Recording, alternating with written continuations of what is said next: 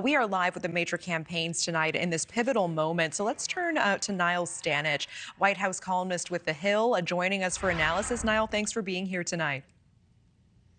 Good to be with you, Natasha. So, Niall, the former president in New Hampshire addressing voters directly. We are 2 days out from this primary, and we see one of his top opponents, Florida Governor Ron DeSantis, dropping out.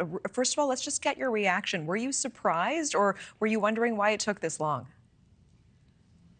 I was a little surprised that he didn't stick with it through the New Hampshire primary when it's as close as it is. But clearly the writing was on the wall for Governor DeSantis. Having lost Iowa by 30 points, he was going to get beaten heavily in New Hampshire and was trying to bet on South Carolina as some kind of comeback performance. Even in South Carolina, he was lagging quite a long way behind. So I kind of bow into the inevitable from Governor DeSantis. What do you forecast is likely in store for Haley in New Hampshire at this point? A defeat, I would imagine. Most of the polls seem at this point to suggest that former President Trump is leading by around about 15 points. There are some outlying polls that put it closer to that. There are also a large number of unaffiliated voters in New Hampshire, which does create a degree of unpredictability. But you put the Trump lead in most of the polls, along with the DeSantis endorsement of Trump, it's very difficult to see Nikki Haley pulling a victory out at this stage, despite New Hampshire's reputation for surprises. If she is beaten in New Hampshire, do you think that, given her donor support, she will or may still continue to South Carolina? I think it's, in a way, high risk to continue to South Carolina. If she thinks there's some chance of a comeback in her home state, then sure, she might do it. The danger is that she would get humiliated in her home state. Right now, in the opinion polls, former President Trump is up by about 2-1 in the Palmetto State over Nikki Haley. I can't imagine she would want to get defeated by that margin in her native place. So she might, collapse the tent before then, or she might decide, let's give it a go and see what happens. Could she call on any kind of home state loyalty there? Niall, you and I were chatting a little earlier. Can you explain to our viewers, there's something interesting. The Wall Street Journal editorial board, you feel that they misread DeSantis. Can you explain that and what the potential ramifications are here? Oh, sure, yeah. The Wall Street Journal editorial board came out with a piece some days ago arguing that Ron DeSantis should drop out to give Nikki Haley a clean shot at Donald Trump. And I think that is a misreading of the Republican electorate.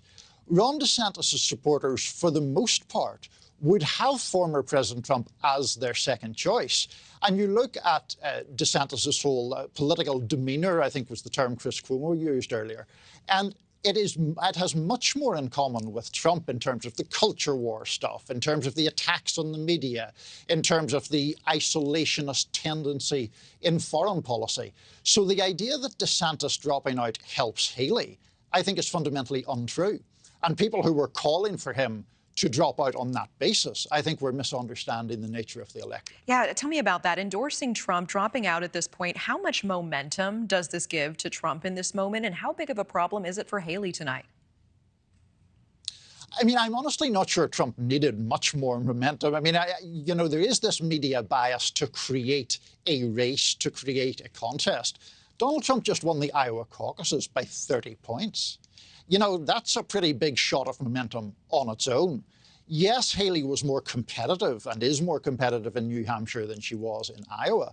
But this is not, by any normal standard, a particularly close race. And for the DeSantis withdrawal to come accompanied with an endorsement of Trump just builds up this sense of Trump's inevitability. And we're already seeing this, Natasha, sorry to go on the topic, but we're already seeing this in endorsements from other people, including former rivals of Mr. Trump dating back to 2016, Ted Cruz, Marco Rubio. There is a coalescing of the Republican Party right now around Donald Trump's candidacy. Yeah, I appreciate that. Can you just take us back for a moment? What went wrong? Was there a particular moment where DeSantis's team and campaign just did not fulfill the promise and the momentum that it had at the very beginning? It's a great question, and I would answer it in two ways. One, Ron DeSantis ran a pretty lousy campaign. Two, had he run a perfect campaign, would he be the Republican nominee? Probably not. in my view. Thank you for watching. Go to newsnationnow.com to find News Nation on your television provider. And don't forget to click the red subscribe button below to get more of News Nation's fact-driven, unbiased coverage.